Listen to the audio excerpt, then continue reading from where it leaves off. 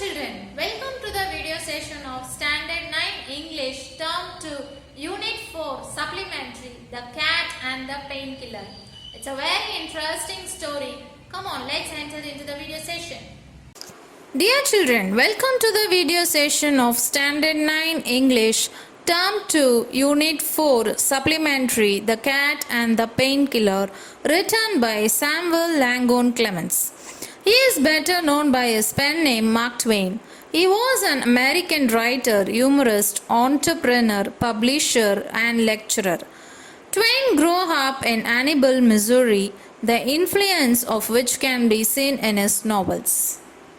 His wit and satire in prose and in speech earned praise from critics and peers, and he was a friend to presidents, artists, industrialists, and European royalty.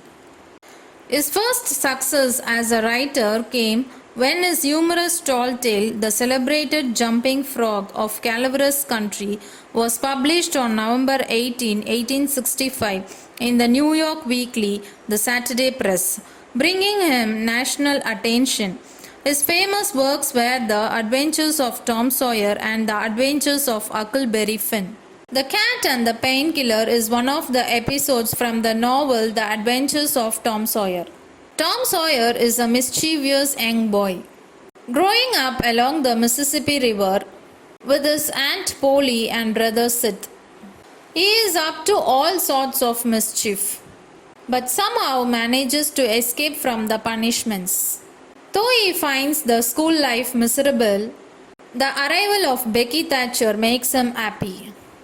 That happiness does not last long as Becky falls ill and stops coming to school. At home, his aunt notices that Tom is disturbed and uninterested in doing anything. So Aunt Polly, who is infatuated with patient medicines, tries them on Tom. She tries all kinds of treatments on Tom to make him cheerful again. Tom, being fed up with Aunt Polly's treatment, says that he wants painkiller. Aunt Polly notices that the medicines are diminishing, though she is not aware that Tom is using them to mend the crack in the sitting room floor. One day, while Tom is mending the crack with the painkiller, the cat Peter arrives and almost begs to taste the medicine. Tom, feeling pity towards the cat, gives him a spoonful to taste, on which Peter springs up in the air and keeps jumping and dancing, disturbing the furniture and flower pots. Aunt Polly, hearing weird noises, enters just in time to see the cat perform somersets and carry some flower pots out the window. Old lady is petrified seeing all the mess and Tom's uncontrollable laughter. Petrified means frightened.